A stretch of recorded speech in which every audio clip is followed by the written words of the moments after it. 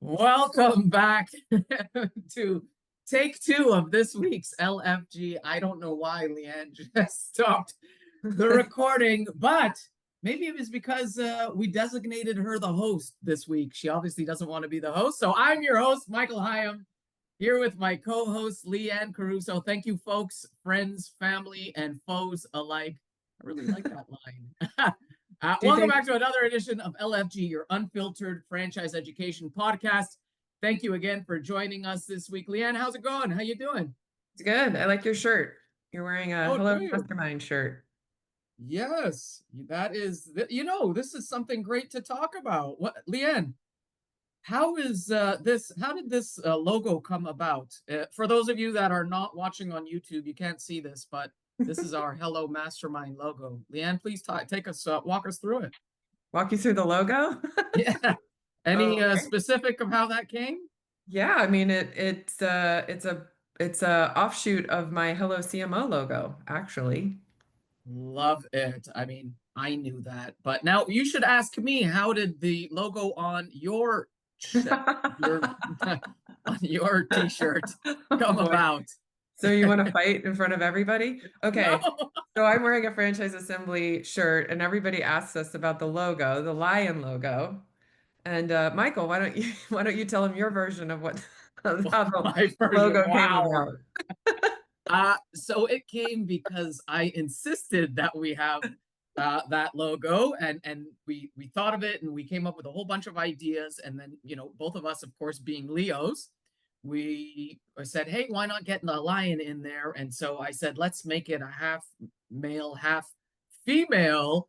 And of course, you kind of were tap dancing around, maybe not, nah. But we make such good partners that once in a while we will both, insist on something. And I had to put my foot down for that one and said, no, this is absolutely the one. We are going with it. And then we had it designed really, really nice. And when it was finished, I put the crown on top, and that's how that one came about.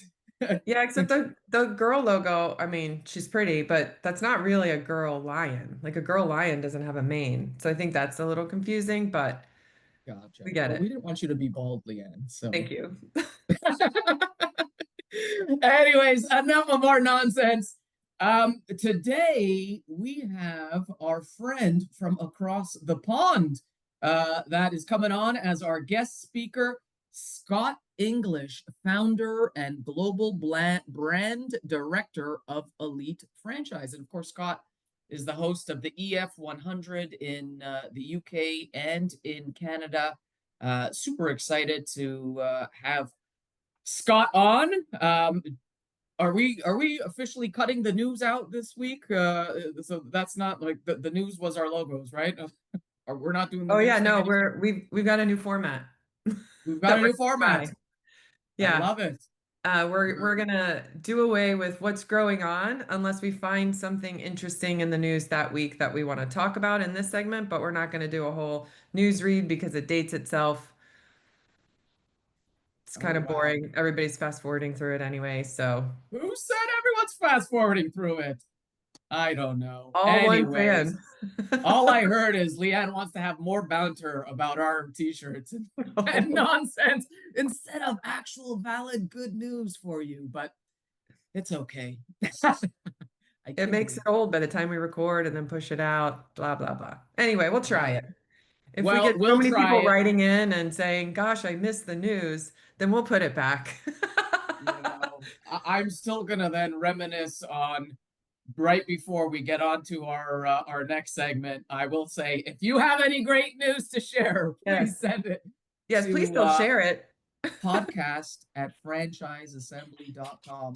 And then, yes, you'll share it. And of course, Leanne will kibosh it and it won't make it on. And this is why we've got to take away the news portion. Nobody's sending us good news. They're just sending us guests. Fine. All right. Well, hey, before we get to our franchise royals, this segment has been, whatever this segment was, it's brought to you by Franchise Marketing Live. We should talk about that, Leanne. Franchise Marketing Live, the go-to live event for franchise marketing pros. Get cutting edge strategies, insider updates straight from platforms like Google and Meta, bold ideas you can actually use. Grab your ticket now at franchiseassembly.com. We are so super excited for Franchise Marketing Live. For those of you that don't know, we had an FML moment. The acronym, of course, is for Franchise Marketing Live. I don't know what you're thinking. But yeah, FML is now the new Franchise Marketing and Tech Assembly. It's just a lot more pizzazzy and a lot more fun. And we're looking to, I mean, it has already grown this year. We said, next year we were going to make it a 2.5 day event. I mean, this year it's already a 1.5 day event and growing from there. So many amazing surprises in store, but we can't give away everything. Let's jump into it, Leanne. Why don't you take it away and tell us who your franchise royal is? Yes, my franchise royal this week is Cassidy Ford. She has been promoted. Cassidy. Yes, she's been promoted to the Director of Franchise Resales and Expansions for Eversmith, and I'm so happy. For those of you who may or may not know that Cassidy and I worked together for a bit at Entrepreneur, and adore her, and I'm so happy for her. Woohoo! Congratulations, Cassidy. You deserve it. And that is fantastic. Love it when a franchise family member gets promoted. Yeah. Your Yes, franchise royal, Michael. my franchise royal is dung. Kasha. For those of you that know, no, not Kasha the singer, Kasha Thormelin, who has now become the director of franchise development for Donut Envy. Congratulations, Kasha. You are always, I see all your posts on LinkedIn. You have always been a great member of the community, contributing lots of value. Of course, Cassidy, you have as well. And I see all of your stuff too. Congrats to you both. Yes, congratulations. Leanne, take it Before away. what? Take it away. Oh. Before we head to our show and tell segment, please take a moment to learn about our podcast sponsor, Subtle Strauss. Franchisors love Subtle Strauss because we protect their brand standard across all marketing channels. Z's love our marketing platform because they can customize, print, download, and mail brand right collateral for their local market in minutes. Want to see how it works? Connect with me, Karen Wenning, on LinkedIn. Okay, all right. So we are back with our show and tell segment, the meat and potatoes of the LFG podcast. And for those of you that don't know, the show and tell is where we bring an industry leader, a thought leader, someone brilliant, just like you, Scott. And he's going to shed some light on his industry, of course, within franchising. And today, as I just mentioned, we have a good friend of ours, Scott English, from across the pond. He is the founder and global brand director of Elite Franchise. Scott, can you tell us a little bit about yourself? Absolutely. And what an epic intro. I think, Michael, anything I do from now on, I'm going to bring you in on the call just to do that. I mean, that's amazing. That's brilliant. Thought leader, I was just hoping there you were referring to me, but that's fine. That's cool. But yeah, sure. So, what would you like me to introduce myself? Yeah, a little bit about your background, where you came from, how you got into franchising. Yeah, sure, absolutely. Well, yeah, so I really fell it like I hear from so many people. I literally fell into franchising by accident, really. So my background is very much involved in general business publishing, events from decades back, really. And I fell at one of my team that was working on one of our publications many years ago, actually started introducing me to franchise. I said, why don't we have any franchisors advertised in our publication? I was like, talk to me a little bit about it. Like, who have you been talking to? And then they explained a little bit. Obviously, had an idea about what franchising was. You know, like if you ask anybody what franchising is, the first thing they say is McDonald's. Even if they don't know about it, they've kind of got some sort of idea, or they'll say Marvel, of course. But that's kind of like a little bit of my background really into what I thought it was. But then the more I explored, I literally fell head over heels for it. I was just, it's just such, and we used to publish a lot about how not to fail as an entrepreneur. So all of our content was around how to be a successful business owner. And obviously, when I come across the kind of model that can the support you can run a business, be successful from a proven model. I was just like, I literally, it was like a eureka moment. I could have run out in the street and shouted and tell everyone, hold on a minute, 50% of startups fail. Did you know that it doesn't have to be that way? So it's kind of how I fell into it. And then we've grown our products and portfolio of media around it, really. It's really exciting. So tell us a little bit about Elite Franchise. And we know you have one in the UK, but what have you done now that you're coming over to Canada? Okay, yeah, right. That'll be a bit of a ruiner, wouldn't it, if I just spoke about the UK and what we've done here? Um, yeah, as I say to everybody, it's not our first rodeo. So Elite Franchise has been in the UK. It's a very mature platform now. I've been running it for getting on 14 years in the UK. And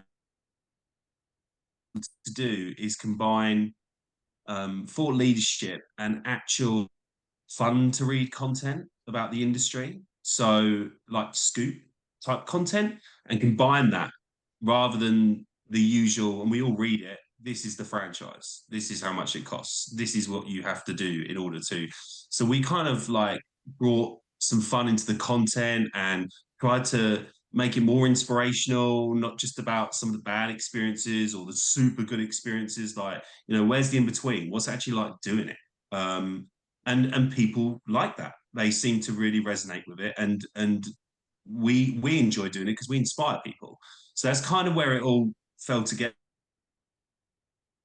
We used to do like physical publications years and years back, and then digital transformation probably from the late noughties kicked in, and then we kind of moved everything online, which was great for us because it gave us the opportunity to explore other ways that we could really push franchising out nationwide. And that's what we did. We started running events and awards and the EF100, which sure we'll touch on, but which is an interesting concept.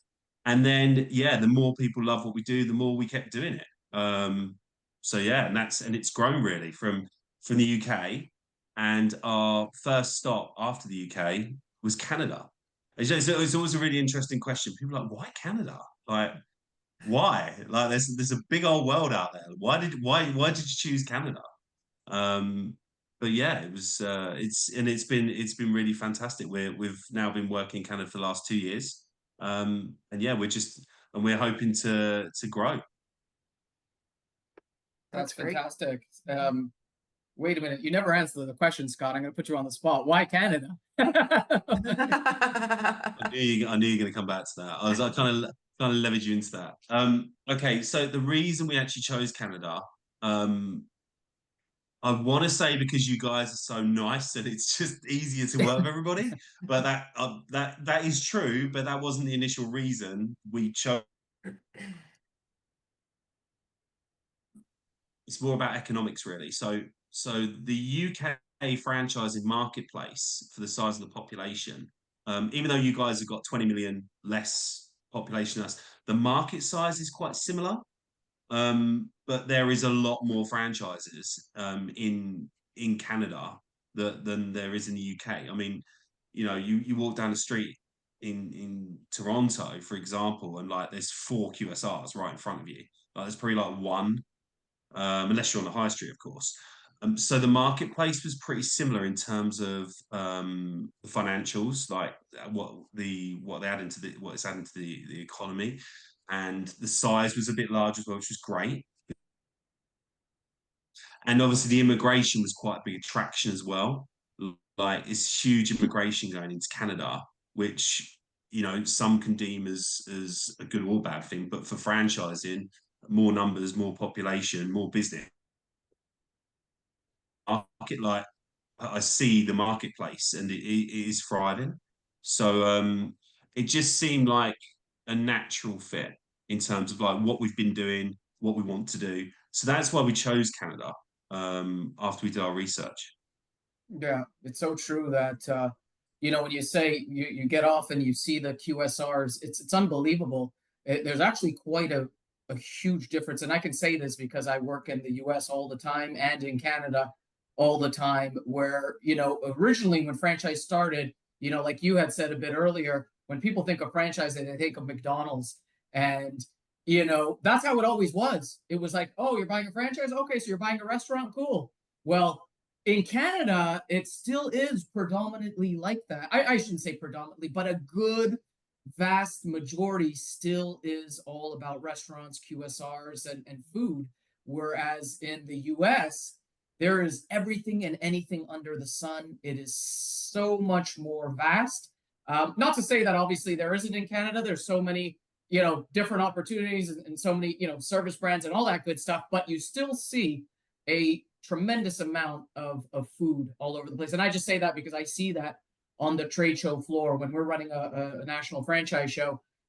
We see so much food in Canada. And I do think it's what you mentioned. It has a lot to do with the different demographics of the individuals and the people that are coming here and the immigration, and of course that leads to people bringing their culture and their heritage and more and more and more. Hey, and not saying, Leanne, that the U.S. isn't diverse. Hey, don't get me wrong. I'm not hitting on that. But no, you're absolutely right. But I'm going to hit you up. So you talked a little bit about the EF100, Scott. Tell me a little bit. I know what that is, by the way. I got to, first of all, commend you on the great gala event. And I'm sure we're going to touch on that a little bit, that we that you and I were at in February. Leanne, unfortunately, it was shampooing her hair that day. And things today, bigger things is fine. So we'll touch on that, but tell us a little bit about the EF100. What exactly is that? I know that, it's obviously awards for great franchise brands. If you could talk to us a little bit about exactly what it is and maybe, what the list is and how people get on it from an application standpoint. Sure. Well, when we first launched the EF100, so we're very aware of other awards recognition systems existing. Franchise has been going a long time, right? And we were big fans of like the Entrepreneur 500 in the US, and developed, but we were really shocked at and was that there wasn't like a ranking or a recognition system that wasn't down to the particular body or publication. We were shocked that there wasn't one for the actual country. Like, why not? Like, why do you have to have a franchise in the US, or why do you have to be a member of something? And don't get me wrong, like I said, we're big fans of Entrepreneur 500. We work very closely with the BFA. We're a massive advocate for the BFA, the CFA, and we support and help their awards as well. But we're just surprised there wasn't one that didn't recognise in the country like a ranking as such. So I spoke to my team about it, and to be honest, my team thought I was completely nuts to start with. They were like, "It's not going to work. People are going to hate you for this. Like, you're ranking people against each other. You're going to get in legal difficulties and bad water. It's going to be bad for the platform. Like, why do you want to pursue this?" Like, everyone was saying the same thing to me, and I was like, "Listen, we're all about." Disruption. We're all about talking about the things that people don't want to talk about. We're all about looking at it from an outside perspective. And you always find like these publications and things that are out there, they're amazing, but you always find they tend to operate in the same kind of water, like the same pool. So we wanted to find ways that we could get out there, like get the national press involved, get people interested into franchise. And like I said to you when I first started, I went to shout and tell everybody about it. I was like, how do I do this? And I thought that having a 100 would be a great way to showcase innovation and the best in the country. But the thing is, we didn't want to just do what a lot of types of award recognition systems do. We didn't want it just to be about the financials and how many franchisees got. Like, that's the perception. And interestingly, today, it's still the first questions that are asked. Dean, what's a successful franchise, right? How big are you? Are you like McDonald's? Like, or how many franchisees have you got? Right. So that's success, right? the thing is, that might have been like that 20, 30 years ago, but it's very different nowadays. Like people buy for different reasons now. Like it's all about purpose, as I'm sure you know. So, and you're right, it isn't just QSRs. There are so many different types of opportunities and things that people really care about. So we were like, how do we bring this all together? So we thought there's specific criteria of a franchise, and I very much believe this. There is specific criteria of a franchise model, a system that makes it really great at what it does. Not just depending on how many numbers it is, and that is an element of it, and that is quite important. But more about the actual system, the business model. Like, so what we did is we come up, and it wasn't just we didn't just come up with it. We in the start in the UK, we'd speak to experts, specialists, the associations like the BFA, people that have been running franchise systems for like 30, 40 years that have exited. We spoke to the best we could find. We said, look, what deems a really successful franchise. So we come up with these different criteria around different areas of the business. And the great thing about it is it enables emerging franchise brands to compete with long established brands because it's all about purpose and what they do, how they operate, and more importantly, what makes that business, that franchise business, right for them as an individual, because everyone's different and everyone operates in different ways. And it worked. It really worked. And we found that scoring on things like the innovation, the tech that they use, the systems in place, the ethics of the franchise and how much they support their franchisees. These type of criteria. I'm not going to list them all because we've only got a bit of time, but yeah, and that's the difference. So what we do is we score on different criteria about the system, how it works, and then we use independent. So we don't decide. It's not up to Elite Franchise who's number one. We use specialists, experts in the industry to decide to score on these different criteria. So that's what happens. You enter, you submit an application that asks you questions about your franchise business, and then what happens? That submission then gets scored on different experts with different backgrounds, and then you get an average score. All goes into a giant matrix, and then the average score then determines your position in the 100. And if you're lucky enough to be above number 100, you're in, thumbs up. And if you're not, then it's a really great exercise to see where you are in terms of your system. Is that a good enough overview, like a description for you, Michael? Yeah, Yeah. that's great. I love that you don't do it off of, I mean, that you don't not do it, but that you put the values and the purpose as the leading indicator as opposed to just numbers. Because I know that, I mean, most people know that I used to work with Entrepreneur and run the Franchise 500. So I know the feedback and I know how it all works. And it's all numbers. It's all a calculation of numbers and weighted over some. And which is, when you have something that big, that's almost how you have to do it. Otherwise, it's subjective, right? So, And don't get me wrong, Leanne, numbers are important, right? no, Numbers are I important. know, Like you got to take that into account. You're not going to have like a system that isn't yeah, successful, that's got huge numbers. And the totally understand. longevity, they do make up some of the criteria, but not all of it, if you Right. see what I I mean. just love that you're leading with purpose as opposed to leading with numbers, and you have an opportunity to enter the market, the Canadian market, and put all of these brands on a level playing field almost. So I think it's really great what you're doing. Thanks. And yeah, we love doing it. It's good fun. It's really great fun. And Sure. do you know what I love the most about it is what comes out of it. That's what I love. Like we put so much, and I say pretty much on stage when I host the awards, whether that's UK or Canada, I always say like it motivates us to see the success that comes from it. It gives us purpose, if you like, Mhm. to do it. So and it's exciting. It's also exciting when you've got an emerging brand that's competing with a brand that's been running like 30, 40 years. I think it's Right. incredible. Like you see like a specific part of their system that they are, out of this world. They're doing things that the established brand hasn't. It would take like a year because of so many red flags in the way to change anything. And they're doing it. And because of that, they're moving up the list. It's really exciting to see that. And for them, oh my God, like, they work so hard. Like the reward to see themselves in a certain position, to them, that's everything. And it's not being decided by an editor, it's being decided by experts in the industry that know their stuff. So that's what gives the EF100 accreditation that little bit more credibility, if you like, or reward to them. Yeah. And so to that note and credibility, um, talk to me about the behind the scenes. Like, first off, do I need to be a member to get on the list, like the CFA, when they just choose their favorites? And no, I'm just, I'm kidding, Scott. Um, don't worry, our listeners know that we like to joke. But talk to me a little bit about the behind the scenes and the judges. I mean, I know because thankfully, thank you for including me as a judge.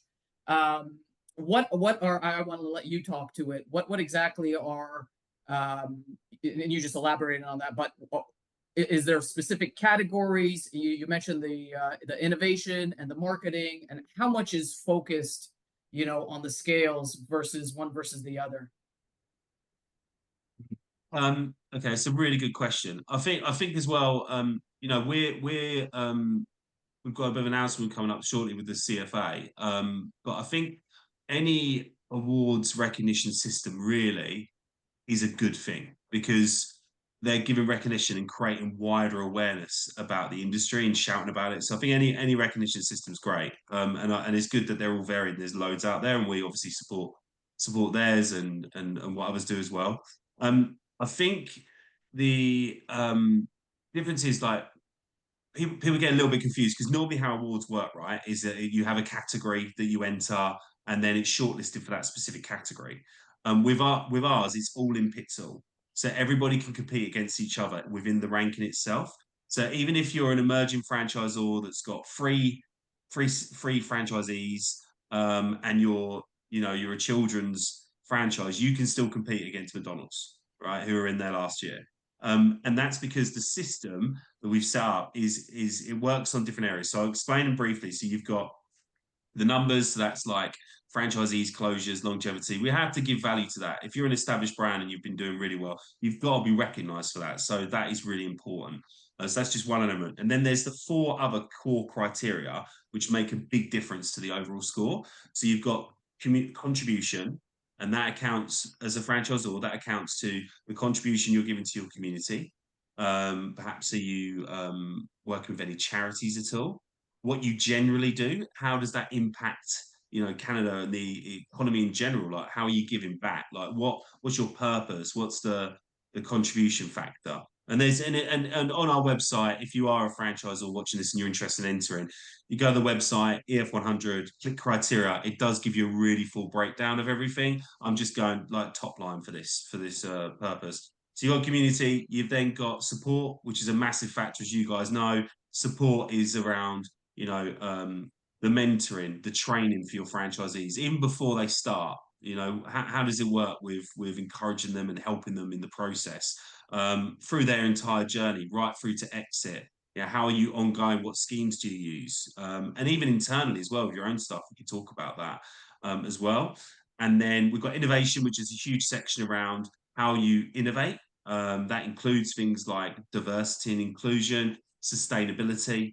Includes like your franchisee systems, how are you continuously innovating that? How do you go against your competitors? Like, what are you doing that's above and beyond them? The AI you're using, the tech you're using, it's all in innovation. And then a really big one as well, which I love, is future.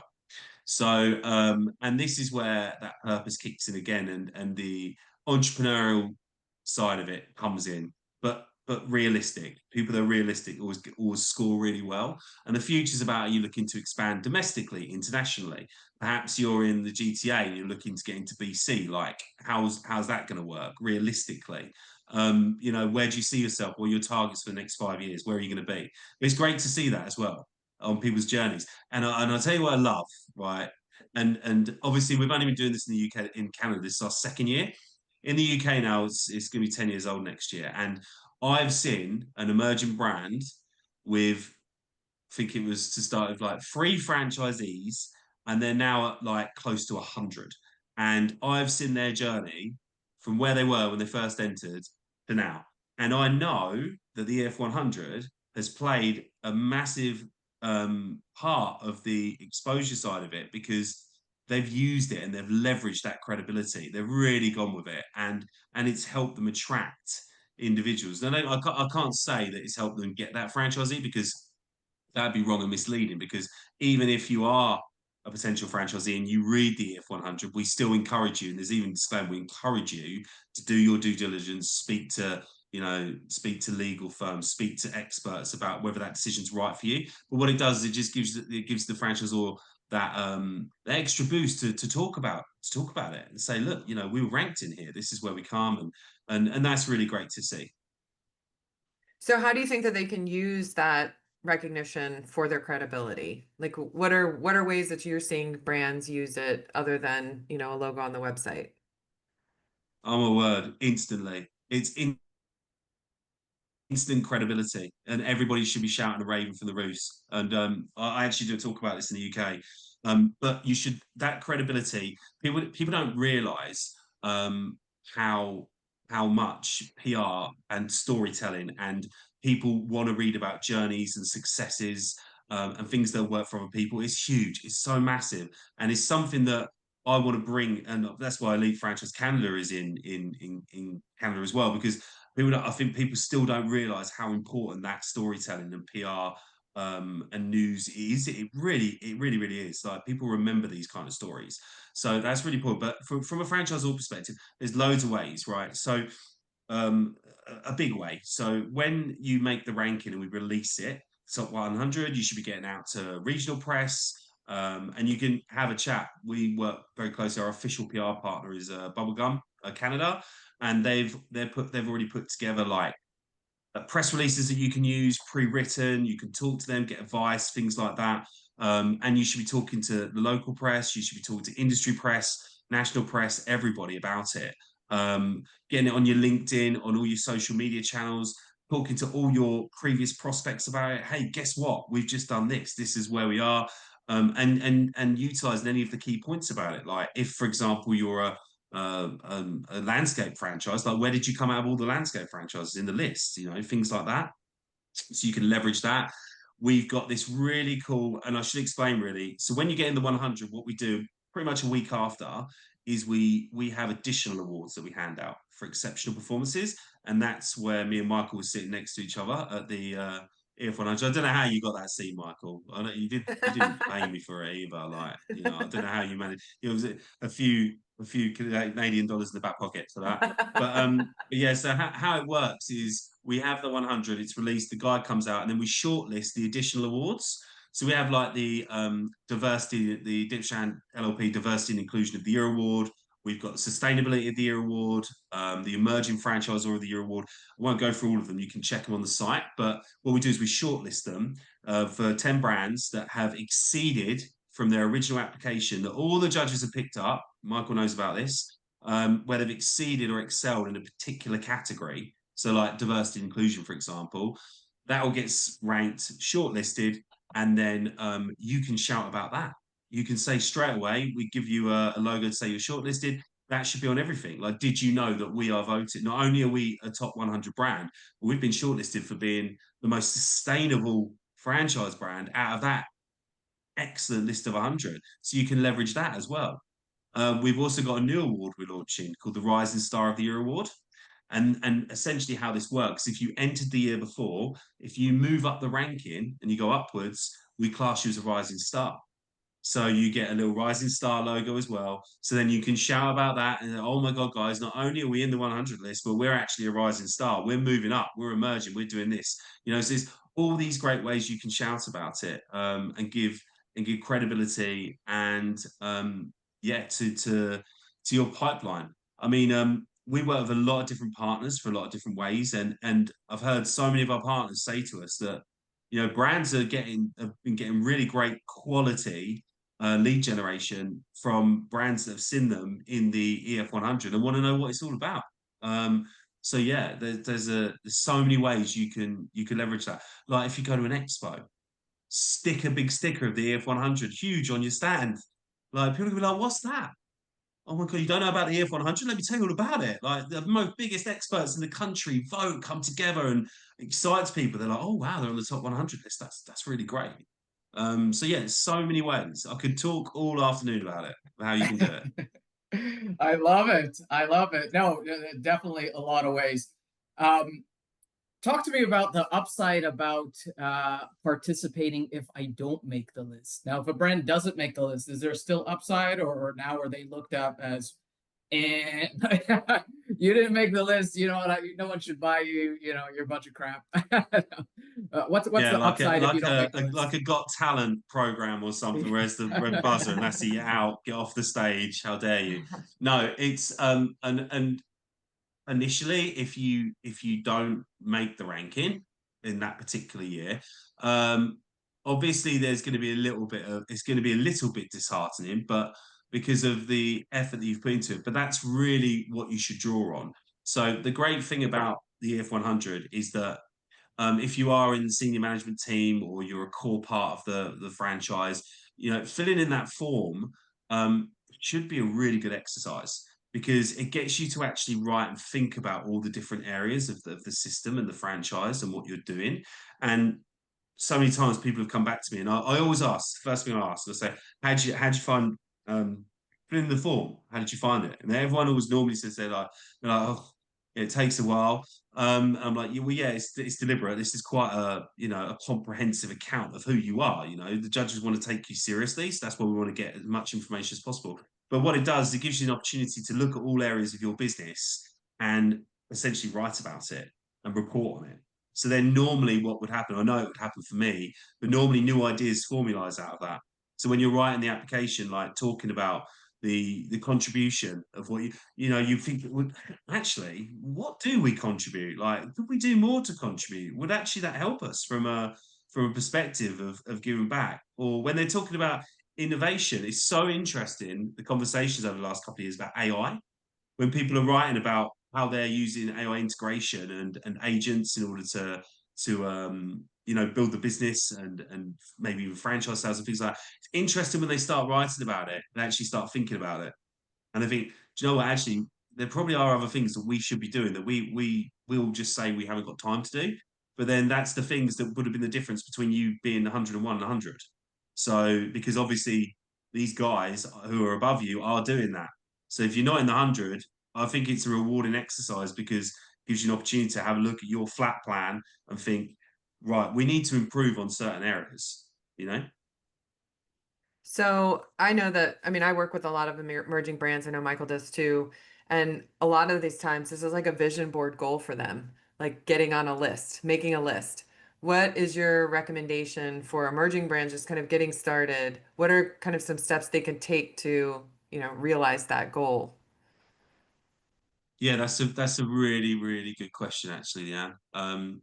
So do you know some of the conversations I have with emerging brands, I'll say to them, "Oh, are you going to enter the F100 this year?" The first thing they will say to me normally is, "We're not big enough for that. We're not at that stage yet. We're not at that stage yet." I'm like, "Why? Why?" And they go back to the old, bigger is better, numbers mean everything, and that kind of thing. What they don't realize, and this is the interesting thing, right, about emerging brands, but they've found a gap in the market, or they've a lot of them have found an interesting gap or an interesting take on what they're going to do and how they're going to do that differently. That's exciting. That's innovation.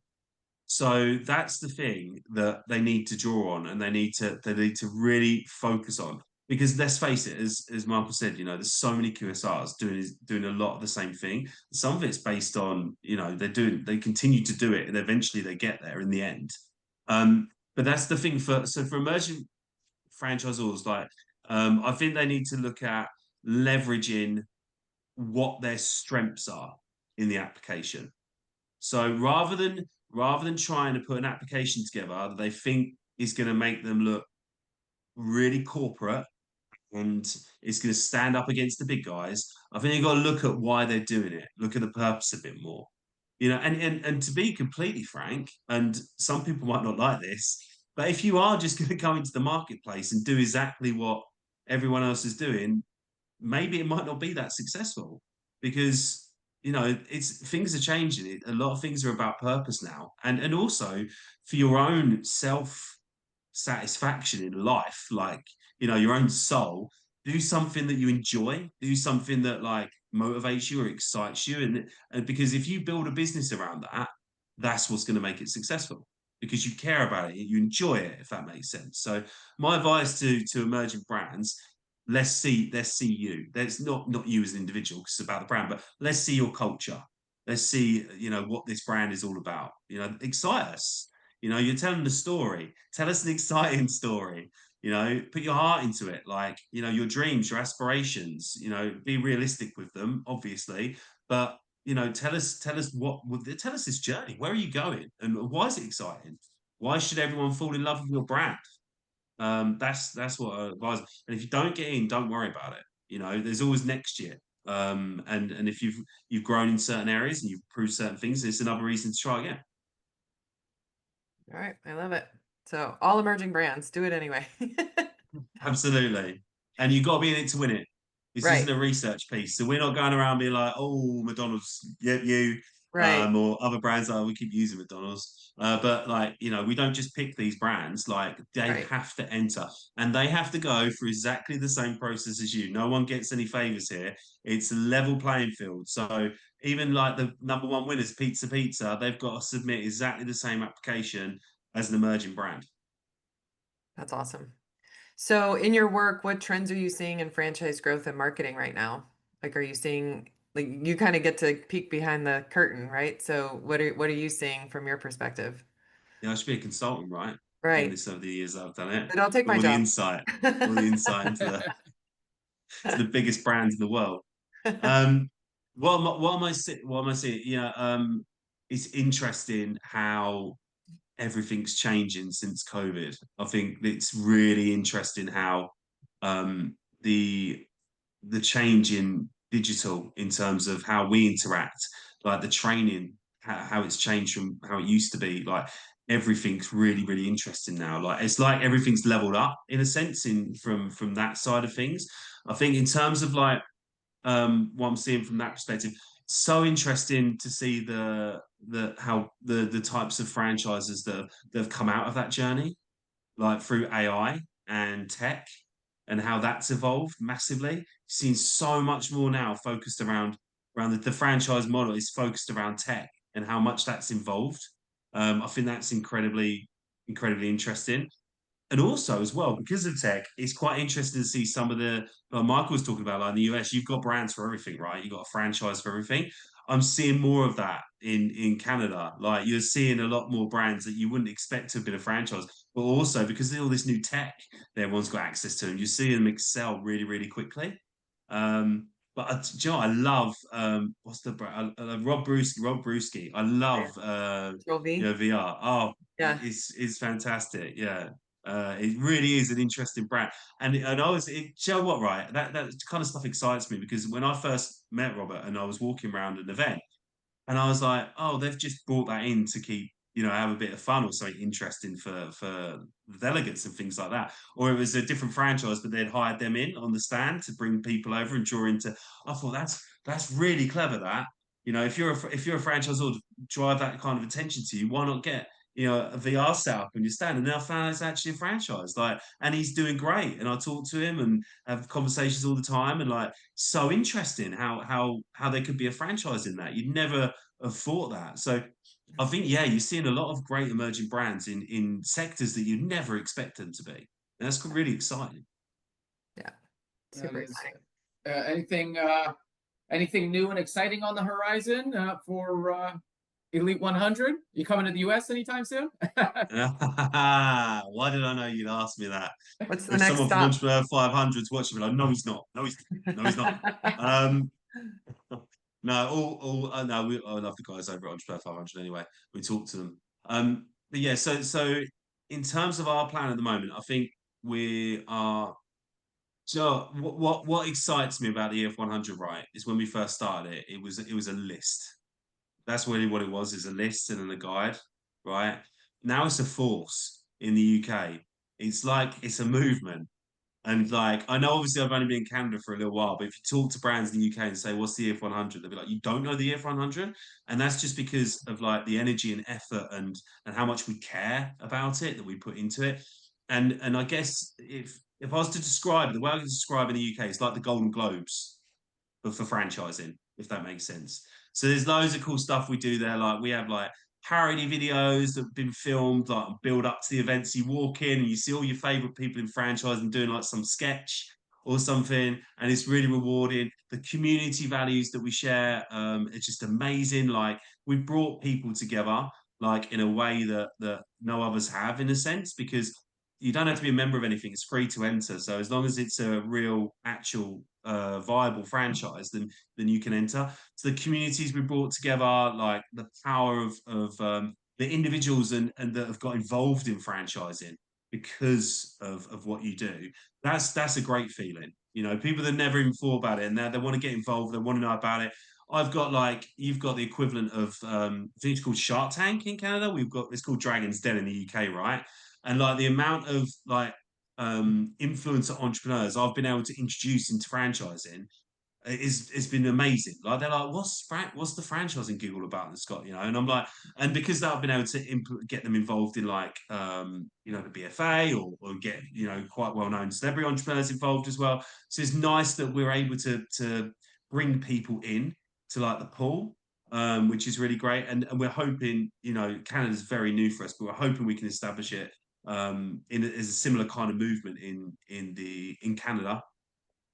And yeah, we want, you know, franchises is global, right? So we're hoping, you know, and already I've been able to start making connections from brands that are in Canada that are thinking about emerging to the UK and vice versa. We've got the contacts for that to help people as well. So already like relationships are initiating from what we're doing, you know, from different sides of the world.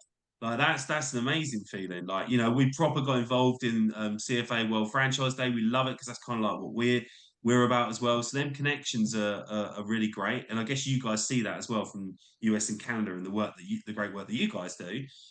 So yeah, that's really what we're all about, and we're looking at other um, international markets as well. I know we're doing a lot of research into Australia at the moment in terms of that. We're talking to lots of influencers and individuals right over that pond. That's a different kind of pond. That's a monster pond, right? That's like that gives my flight jitters like a massive feel that does, having to do that 4 or 5 times a year. I tell you that. Yeah, I'm not one for flying. I've got now I think 9 or 10 trips lined up to Canada. Looking forward to that. Brilliant. But yeah, no, I think what we're trying to do is we're just trying to create something that's great for the community, that showcases ethical franchising that people believe in, and what it does is it creates a massive noise for franchising and brings people in that hadn't thought about it anymore. And that's what we're all about. So that's what our plan is. And obviously we love Canada. Like, so we want to grow Canada. We want to get more people involved, however we can to experience what we're trying to do. I love it. I half thought you were about to say, well, you know, I'm getting my paperwork ready and we're franchising. So if you want to Does anyone know a good way to get our business model out to foreign speaking countries? I wonder. I have to think about that one. But yeah, we're not quite there yet, Michael. I mean, you know, we've been running for quite a long time, but as a business, we've been through our own evolution, our journey. You know, right? Like when we got involved in this game, like 15 years ago, magazines. That was what we were. That's what it was. We're no longer magazines. I mean, we've got an annual guide that we put together, which is amazing. And obviously, we kind of know how to do that for all the years doing mags and stuff. But like, we never anticipated the transformation of digital. We never ever imagined how tech has changed. People fail to release. Like, you remember if you've got a phone from like what it was like in 2010 to what it is now, like unrecognizable. Right. You know, like print, everything about it like has changed. And so we've been on our own journey, like transforming our business to keep up with what consumers want. You know, and luckily, unfortunately, we've been one of the lucky ones that have been able to transition and find and spend time on the things that people do want. And yeah, it's been a great experience. It's good fun, really good fun. That's Met some great. all right That's people along the way as well. Good. I love it. Yeah, you know what? And I know. So in a past life, when I worked with Pam from Business Exchange, who I'm going to see here at my house in a couple of days. She had to go through all that too. When I worked with her, it was all magazines, you know, and I don't, you know, it was a long time ago, well over a decade ago when we worked together. But yeah, she had to go through that change as well. But I won't get into that. Scott, tell me, what is the best way for someone to reach you? If they want to reach out, if they want to chat, is it LinkedIn? And also tell us, what's the best way to apply if I'm a franchise brand? How do I get on the list? A little bit of that. Yeah, sure. So really, really simple. I mean, if you want to reach out to me, I'll talk to anybody. Just hit me on LinkedIn, or you can come to the website, Elite Franchise Canada, or just type EF100 Canada, or you might get a UK one come up. EF100 Canada into search engine, it comes up. If you want to talk to us, go to the contact us page, really easy to find on the site. And then just ask us a question. If you've got any questions about the process or anything at all, we'll come back to you straight away. And then to apply, you've just got to do it. I mean, all I will say is that, like, if you're gonna apply, take it seriously. Spend a bit of time on it. I mean, we had a pre-virtual meeting that took place a couple of months ago, where we had some of the judges on there giving their expert tips and advice on how to get the best out of the application. Lisa from Bubblegum was on there as well, just giving some advice around how to submit the best entry you can. So you can get access to that on our news feature. If you want it, let me know, and I'll send that to you as well. But you just got to do it. When I say take it seriously, involve your team. So if you can involve your department heads, you can download a form, a Word document from the website in the application, and then you can use that and circulate that to your team to get them to fill in the bits that you want to fill in. So just take some time on it. You haven't got to just like fill it in when you get to it. You know, have a look, get the Word doc, play around, get some information in, pass it to your team, spend a bit of time on it and take it seriously. And then, yeah, you got to be in it to win it, right? So if you sit there on the fence being like, oh, you know, let's see how that EF100 does, you know, you're not winning the awards. You're not getting that exposure. I mean, it's free to enter. If you're a franchisor in Canada and you haven't entered this and it's free, you can go through this whole process without spending anything if you wanted to, and be ranked as a 100 and use the accolade, use the PR around it. Why wouldn't you? It's an absolute, you know, no-brainer to do it, just for the sheer exercise of actually looking. Well, I wonder what questions they're going to ask me, you know, about my model. Like, you know, we might actually ask you something that you haven't thought about before, that you should be thinking about. It's a really valuable exercise. Overall, whether you make the 100 or not, I'd honestly recommend any franchisor doing it. I really would, just for the experience, just to think about what you're doing. Yeah, Amazing. that's great. We'll put information in the show notes. That sounds professional. Sound like a real podcast. But we'll put how to apply. But thank you so much for being on, Scott. We really appreciate it. Yeah, no, absolutely. It's lovely to be on here, and obviously loving the work that you guys are doing as well. Proud sponsor of Let's Grow. So we think it's amazing. That's what we're all about.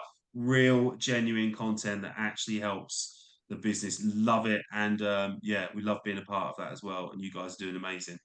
Yeah. So yeah, great. We feel the same about you. So thanks, Scott. No worries. Amazing, Scott.